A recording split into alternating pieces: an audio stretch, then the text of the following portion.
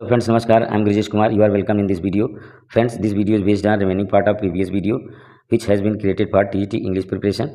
Here, question number 71 is given as his car is more bigger than that of any of us. No error. यहाँ पर एक sentence दिया गया है जिसमें एरर पार्ट आपको बताना है। तो अगर आप ध्यान से देखें तो यहाँ मोर बिगर जो दिया गया है इसमें एरर है। मोर का यूज़ यहाँ पर गलत है, बिगर ही इसके लिए जो है पर्याप्त है। थोड़ा सा एक्सप्लेनेशन की बात करते हैं। पार्ट बी में जो मोर बिगर दिया गया है इसके स्थान पर बिगर का प्रयोग होगा, क्योंकि मोर प्लस कंपरेटिव फॉर्म का प्रयोग नहीं करना चाहिए, इससे डबल कंपरेटिव का दोष आ जाता है, इसलिए ये इसमें एरर पार्ट है। बी वाले पार्ट में जो है इसका बी ऑप्शन सही हो जाएगा। Question number 72, he only is responsible for the suffering caused to the whole family. No error.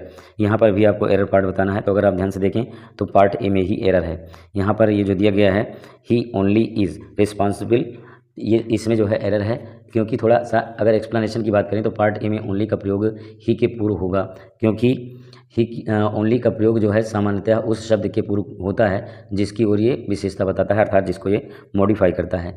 तो यहाँ पर इसका जो सही सेंटेंस है वो ओनली ही हो जाएगा। क्या हो जाएगा यहाँ पर? ओनली ही, क्योंकि ही को ये मॉडिफाई करेगा तब ये सेंटेंस सही होगा। तो ए में एरर पार्ट हो गया। Question number 73, he did not pass the examination in spite of his best efforts. No error. यहाँ पर एरर पार्ट आपको बताना है 73 के लिए यहाँ पर कोई एरर नहीं है। नो एरर का ऑप्शन यहाँ पर डी सही हो जाएगा। Next question, question number 74, he is not an artist nor he is a musician. यहाँ पर आपको एरर पार्ट बताना है। तो अगर आप ध्यान से देखें तो यहाँ बी पार्ट में ये जो नॉर ही इज दिया गया है इसमें एरर है। थोड़ा सा एक्सप्लेनेशन की बात करते हैं।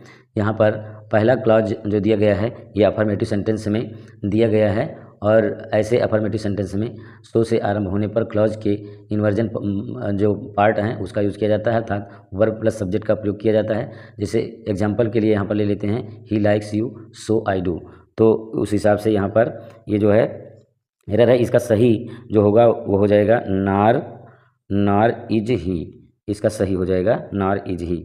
ये थोड़ा सा इन्वर्जन है, इसका इन्वर्जन है, तो इसका जो है बी पार्ट यहाँ पर एरर पार्ट है, जो बी ऑप्शन इसका सही हो जाएगा। Question number 75, had he reached the airport a few minutes earlier he had caught the flight. यहाँ पर एरर पार्ट बताना है। तो अगर आप ध्यान से देखें तो सी पार्ट में इसमें एरर है। यहाँ पर आप अगर पढ़े होंगे तो आपको पता है कि ये एक प्रकार का कंडीशनल सेंटेंस है और हैड का प्रयोग किया गया है। तो हैड का प्रयोग होने पर जो इसका सेकंड पार्ट आता है उसमें जो है वुड हैव का प्रयोग किया जाता है। वुड हैव जो है वुड हैव का प्रयोग यहाँ पर सही है। वुड हैव का प्रयोग यहाँ पर उचित माना जाएगा। 75 के लिए वुड हैव जो हैड दिया गया है जिसकी जगह पर वुड हैव हो जाएगा। तो यहाँ पर सी ऑप्शन इसका सही हो जाएगा। बढ़ते हैं नेक्स्ट क्वेश्चन की तरफ। क्वेश्चन नंबर 76 to 80 के लिए यहाँ पर डायरेक्शन दिया गया है। In the following questions choose the word opposite meaning to the given word as answer. Friends, यहाँ पर आपको दिए गए वर्ड की अपोजिट बतानी है। तो यहाँ पर क्वेश्चन नंबर 76 दिया गया है जिसमें आपको ट्रांजिएंस की जो है अपोजिट बतानी है। ट्रांजिएंस का मतलब होता है क्षणिक, ट्रांजिएंट का मतलब क्या होता है? क्षणिक। तो इसके लिए क्या अपोजिट हो जाएगा? यहाँ पर दिया गया है eternity, so correct option is a. और इटर्निटी का मतलब होता है शाश्वत। इसका क्या मतलब होता है? शाश्वत, जो हमेशा के लिए हो वो उसे शाश्वत कहते हैं। नेक्स्ट क्वेश्चन 77, यहाँ डिसेंट की अपोजिट आपको बतानी। तो वेरी इजी है। तो डिसेंट का एसेंट होता है, डिसेंट का मतलब होता है अवरोहण और इसका होता है आरोहण। बाकी के शब्द की अगर व्याख्या की जाए तो एलिवेशन का मतलब होता है उत्थान और इंक्रीज का मतलब होता है बढ़ना, लेवल का मतलब स्तर होता है। नेक्स्ट क्वेश्चन, क्वेश्चन नंबर 78, यहाँ पर भी आपको अपोजिट बताना है। इंटरिम, जिसका मतलब होता है अंतरिम। तो इसकी अंतरिम का मतलब होता है जो अभी चल रहा हो, पूरी तरह से खारिज ना हुआ हो। तो इसके लिए शब्द हो जाएगा यहाँ पर अपोजिट परमानेंट। बाकी की अगर बात करें तो यहाँ टेम्परेरी का मतलब होता है अस्थायी, और इंटीरियर का मतलब होता है आंतरिक, और कंटिन्यूस आप जानते ही हैं निरंतरता के लिए यूज़ किया जाता है। क्वेश्चन नंबर 79, कंट्रोवर्शियल, जिसका मतलब होता है विवादास्पद, विवादशील या विवादास्पद होता है विवादशील इसका होता है अर्थ हिंदी में विवादशील। तो इसके लिए यहाँ पर कौन सा जो है वर्ड अपोजिट में हो जाएगा? तो यहाँ पर दिया गया है अनडिस्प्यूटेड, निर्विवाद, जिसको हिंदी में कहते हैं निर्विवाद। So correct option is C. और यहाँ पर जो अन्य वर्ड दिए गए, सर्टेन मतलब होता है निश्चित, ड्यूबियस का मतलब जो शक से जो शंका करने योग्य हो, यानी कि संदेहात्मक जिसको कहते हैं, और क्वेश्चनेबल का मतलब तर्क वाला। Next question, question number 80। Question number 80 में दिया गया है नरिश। नरिश का मतलब होता है पोषण करना। नरिश का मतलब क्या होता है? पोषण करना। इसके लिए यहाँ पर क्या हो जाएगा? नरिश का यहाँ पर हो जाएगा स्टार्व। स्टार्व का मतलब होता है भूखे रहना या भूखे मारना। तो फास्टर का मतलब होता है पोषण, ये उसका सिनोनिम है। सस्टेन बनाए रखना, स्ट्रेंथन आप जानते हैं मजबूती देने के लिए यूज़ किया जाता है। क्वेश्चन नंबर 81 टू 85 के लिए यहाँ डायरेक्शन दिया गया है। In the following questions out of the 4 alternative से विच यहाँ पर थोड़ा गड़बड़ है। Choose which best expresses the meaning of the given word.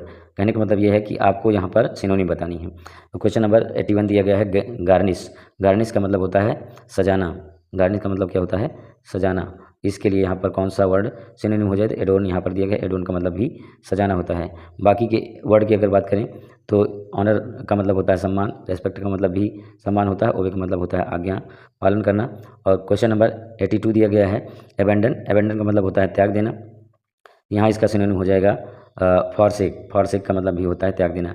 Excuse का मतलब होता है बहाना, और या क्षमा भी कह सकते हैं। आज का मतलब होता है प्रेरित करना या फिर अपील करना। और रिस्क आप जानते ही हैं, खतरा के लिए होता है। Question number 83 ओडियस। ओडियस की यहाँ पर सिनोनिम आपको बतानी है।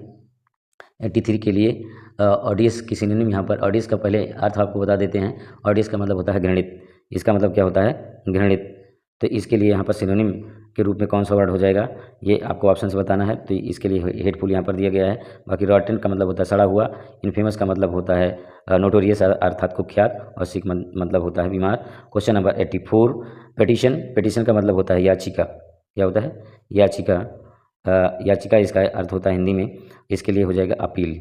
सो करेक्ट ऑप्शन इज सी।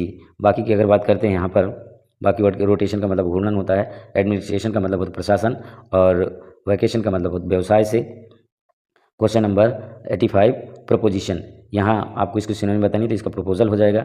बाकी की अगर बात करें, हाँ पहले ऑप्शन इसका बता देते हैं, सी ऑप्शन हो जाएगा। इमिटेशन का मतलब नकल होता है। प्रोटेस्टेशन का मतलब विरोध होता है। इन्विटेशन आप जानते ही हैं। Question number 86 showing respect is best indicated by. Respect दिखाने के लिए कौन सा वर्ड यहाँ सबसे ज़्यादा उचित होगा? तो यहाँ पर मेरे हिसाब से रेस्पेक्टेबल होना चाहिए, लेकिन यहाँ पर जो है ये रेस्पेक्टफुल दिया गया है। वैसे ये एक दूसरे के काफ़ी करीब हैं, बहुत ही डाउटफुल हैं। केवल इनको आप पार्ट्स ऑफ स्पीच के हिसाब से बांट सकते हैं। रेस्पेक्टेबल जो है ये एक प्रकार का ये एडवर्ब है, और रेस्पेक्टफुल जो है एडजेक्टिव है। बस इतना अंतर बता सकते हैं। रेस्पेक्टिव का मतलब होता है निजी, और रिसेप्शन माने अभिनंदन होता है। Question number 87 repetition of same or similar consonant sounds at the beginning of words is called. Friends ये क्वेश्चन जो है फिगर ऑफ स्पीच पर बेस्ड है, जिसमें आपको बताना है कि अगर सिमिलर कॉन्सोनेंट साउंड्स हों तो उसके लिए कौन सा फिगर ऑफ स्पीच हो सकता है, उसका नाम बताना है आपको। तो इसके लिए हो जाएगा अलिट्रेशन। अलिट्रेशन का मतलब होता है अनुप्रास। क्या होता है? अनुप्रास। हिंदी में इसको अनुप्रास कहा जाता है। जैसे तरन तनुर्दा तमाल तरवर बहुछाए, हिंदी में आपने पढ़ा ही होगा। तो ये हो जाएगा यहाँ पर। और इंग्लिश में हो जाएगा sea shells at the bank of seashore. इसमें भी जो है यस रिपीट होता है। और एजोनेंस जो होता है ये विचारों स्वर साम्यता का होता है, अर्थात इसको कहते हैं similar Wavell sounds. Similar Wavell sounds होते हैं तो एजोनेंस होता है। एपॉस्ट्रॉफी जो होता है संबोधन होता है। सिमिली जो होता है ये उपमा होता है, जिसमें एज या फिर लाइक वर्ड का यूज़ किया जाता है। एपॉस्ट्रॉफी में जो है कोई नॉन लिविंग थिंग होती है जिसको संबोधित किया जाता है, तो वहाँ पर एपॉस्ट्रॉफी हो जाता है। जैसे एक एग्जांपल जो हामलेट का है, बहुत ही इसके लिए सुप्रसिद्ध है, frailty thy name is women. वैसे frailty thy name is women में पर्सोनिफिकेशन भी है, लेकिन एपॉस्ट्रॉफी ज़्यादा माना जाता है क्योंकि फ्रेल्टी के बाद जो है वो संबोधन चिन्ह आता है। Question number 88 the dictionary meaning of word is called. Dictionary meaning जो वर्ड के लिए होती है उसको क्या कहा जाता है? यहाँ पर बहुत सारे वर्ड दिए गए हैं, जिसमें से हो जाएगा डिनोटेशन। डिनोटेशन संकेतार्थ होता है। एनोटेशन व्याख्या होती है, इसको क्या कहते हैं? व्याख्या। इसका अर्थ व्याख्या होता है। और कनेटोशन जो होता है ये भी संकेतार्थ होता है, लक्षण के लिए यूज़ किया जाता है। और यहाँ पर जो ये वर्ड दिया गया है डिग्रेशन, डिग्रेशन जो होता है विषयांतर शब्द के लिए यूज़ किया जाता है। क्वेश्चन नंबर 89 टू 92 के लिए यहाँ पर डायरेक्शन दिया गया है। In each of the following sentences and idiomatic expression or a proverb is underlined, select the alternative which best describes its use in the sentence. Friends यहाँ पर इडियम दिया गया है, और इडियम के हिसाब से आपको बताना है कि सेंटेंस में सबसे बढ़िया यूज़ क्या होता है। इसका कैसे यूज़ करते हैं, इसका रिमेनिंग पार्ट इधर दिया गया है। Remaining part of this question is given here. Yes, what does the idiom pros and cons mean. यहाँ प्रोस एंड कॉन्स की मीनिंग बतानी है, तो यहाँ पर इसकी मीनिंग हो जाएगी the argument urged for and against a thing, जिसको हिंदी में पक्ष और विपक्ष कहते हैं। क्या कहते हैं? पक्ष विपक्ष। प्रोस एंड कॉन्स का क्या हो जाता है? पक्ष विपक्ष। नेक्स्ट क्वेश्चन नंबर, तो यहाँ पर हाँ ऑप्शन इसका बी जो है करेक्ट हो जाएगा। Question number 90 and last question of this video. I will continue creating videos based on TGT English if you support me by subscribing my channel. Question number 90 is what does the idiom hue and cry means. Hue and cry का यहाँ पर अर्थ आपको बताना है, तो यहाँ पर इसका अर्थ हो जाएगा a general outcry of alarm, शोरगुल जिसको कहते हैं। हिंदी में क्या कहते हैं? शोरगुल, शोर शराबा या शोरगुल, इसके लिए हिंदी हो सकती है।